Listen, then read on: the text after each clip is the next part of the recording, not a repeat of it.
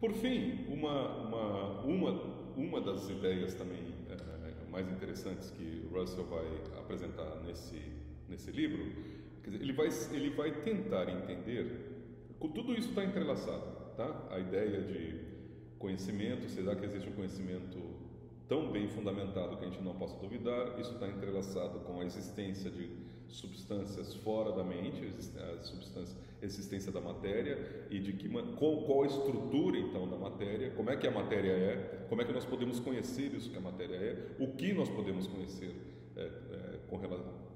sobre a estrutura da matéria. Isso está correlacionado com a noção de conhecimento por acquaintance, por conhecimento direto, né, por acquaintance, versus conhecimento por descrição, através daqueles aparelhos remotos conceituais, né? Isso está correlacionado com a noção de indução, né? Aprender coisas por indução, conhecimento indutivo. Isso está correlacionado com o seu antípoda, que é o conhecimento a priori, né? Normalmente o conhecimento científico, da ciência empírica, se dá tendo como fonte a experiência empírica, só pode ter como fonte a experiência empírica, mas as generalizações da experiência empírica se dão por um processo de indução, processo indutivo, né? Então, daí o problema da indução, de onde vem a indução, como é que nós sabemos que a indução funciona, né? Isso por oposição ao conhecimento a priori.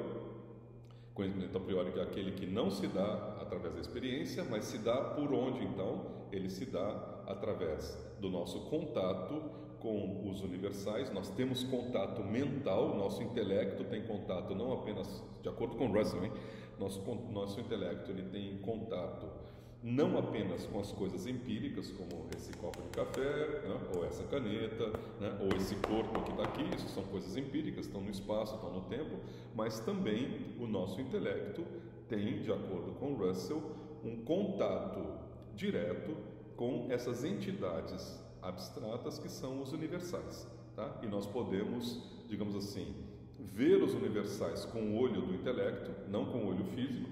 Esse só enxerga coisas físicas, mas nós temos um tipo de contato mental com os universais, o olho mental, contato com os universais. Nós podemos descobrir a estrutura dos universais, como eles se articulam, o que um tem a ver com o outro, se existem relações de implicação entre um universal e outro, e daí então sai a matemática, sai a lógica. Essa é a explicação que o Russell tem para o conhecimento a priori.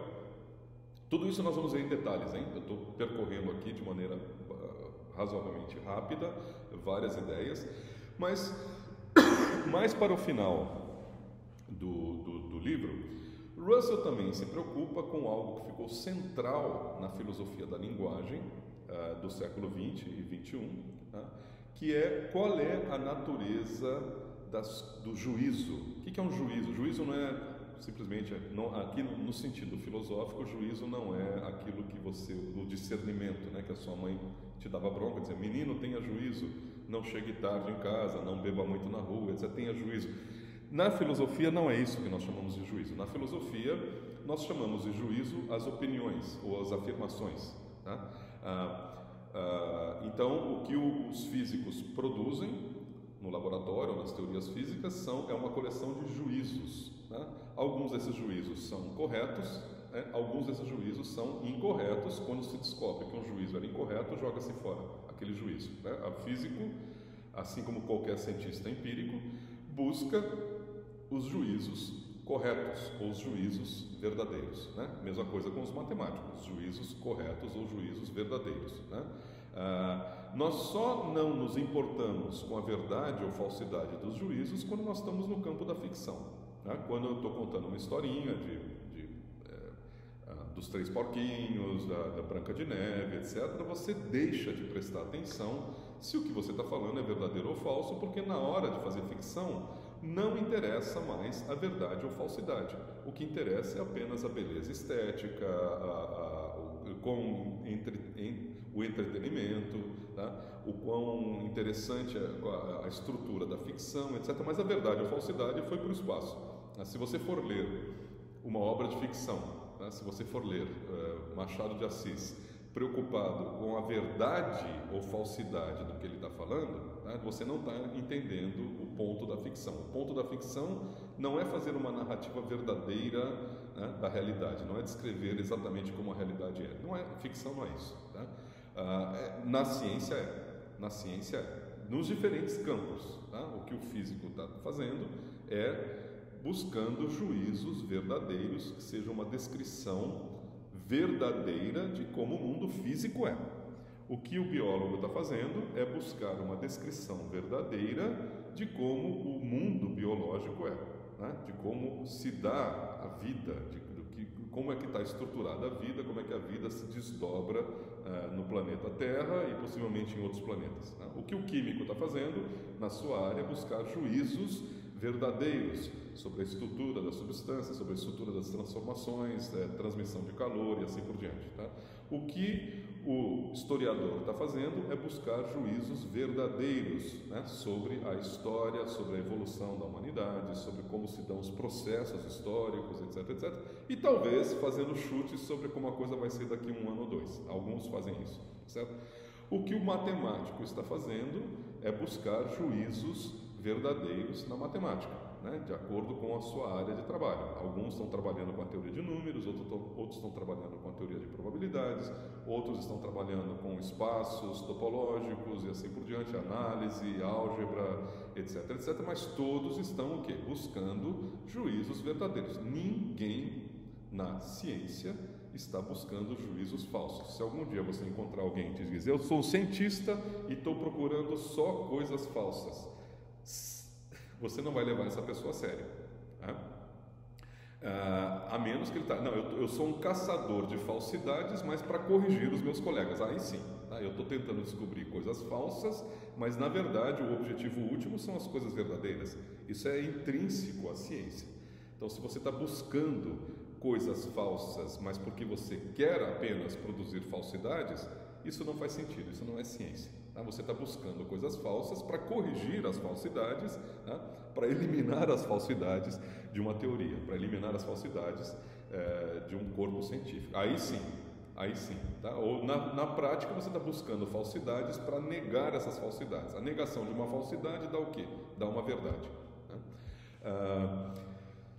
Mas uma questão muito fundamental, agora nós estamos virando novamente para a filosofia da linguagem, e o Russell se deu conta de tudo isso. Tá? Tudo isso na verdade nós aprendemos com o Russell. Tá?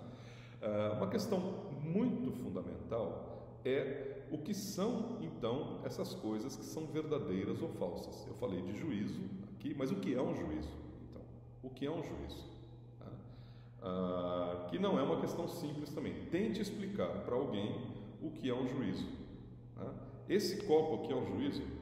Não, não é um juízo. Por que esse copo não é um juízo? Essa caneta é um juízo? Não, não é um juízo. Tá? Então, o que é um juízo então? Olha, ao longo da história da filosofia, né, também essa questão vários filósofos tentaram trabalhar com isso, tentaram esboçar alguma solução para isso aí. Para Kant, um juízo é uma espécie de concatenação de conceitos.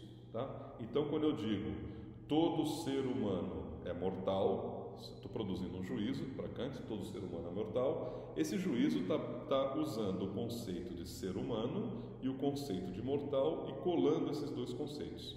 Tá? Eu estou colando o conceito de ser humano e de mortal, então, e aí eu produzi um juízo. O juízo é sempre para Kant, um juízo é uma colagem de conceitos, segundo uma certa forma. Quer dizer, os juízos são diferentes de acordo com a forma que você colhe os conceitos. Tá? Eu posso colar o conceito de ser humano e de mortal usando a partícula todo, então todo ser humano é mortal, ou eu posso colar usando a partícula algum. Algum ser humano é mortal. Eu produzi um juízo diferente com os mesmos conceitos. Ou então nenhum ser humano é mortal.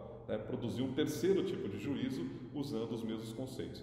Ou então eu posso dizer aquele ser humano é mortal. Aí eu produzi um outro tipo de juízo usando também esses mesmos conceitos, ser humano e mortal. Tá? Mas depois do século XIX, Frege, sobretudo, ele se deu conta do seguinte: quando nós falamos de juízo, tem duas partes diferentes. Daqui a pouquinho nós vamos chegar no Russell, tá?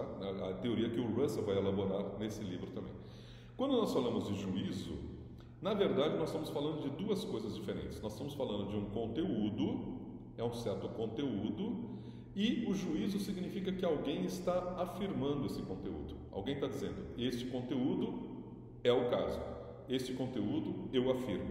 Tá? Então, para Frege, aquilo que nós chamamos de juízo, na verdade, é composto de duas partes. Uma parte que é o conteúdo estritamente falando, tá? E outra parte que é esse ato assertivo, é o ato de dizer, e é isso aqui é verdade. Tá? Então, quando eu digo o Flamengo vai ganhar a Libertadores este ano, eu emiti um juízo, tá certo? Emiti um juízo. Esse juízo é composto de uma parte que é estritamente o conteúdo, que é o conceito de Flamengo, ganhar Libertadores, etc, etc. E a esse conteúdo eu agreguei o meu ato assertivo, né, que eu indico de várias maneiras. Indico pelo tom da voz: Flamengo vai ganhar Libertadores. Ou então indico pelo um movimento de cabeça. Tá? Ou eu poderia simplesmente acender a luzinha aqui. Eu estou indicando, acendo uma luzinha, eu estou indicando que eu estou afirmando esse juízo. Tá? Então, para Frege tem duas partes. Uma parte que é uma parte subjetiva, ou diz respeito a uma atitude do falante, e a outra parte é um conteúdo, que é um conteúdo objetivo, que é aquilo que é afirmado, aquilo que é julgado. Né?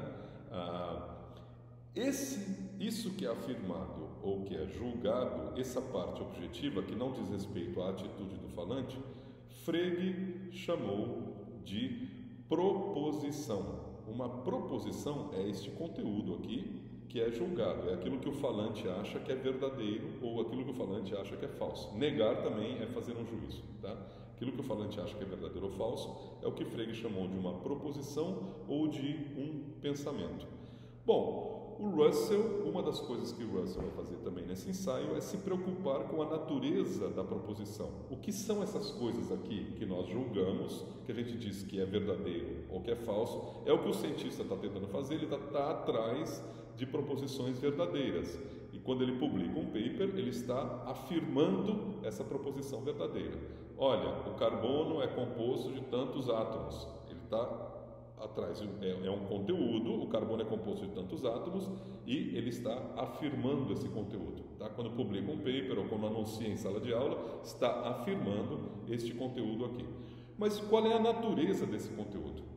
Eu disse para vocês que para Kant a natureza desse conteúdo eram ser conceitos combinados, conceitos colados, logicamente. Né? Você cola, você faz aquilo que Kant chama de uma síntese, significa você trazer juntos conceitos e colar mentalmente esses conceitos. Né? O Russell, uma das coisas que ele vai fazer nesse ensaio também, que nós vamos ter a chance de estudar, é se preocupar com a natureza desse conteúdo, a natureza que ele vai chamar de proposição. Tá?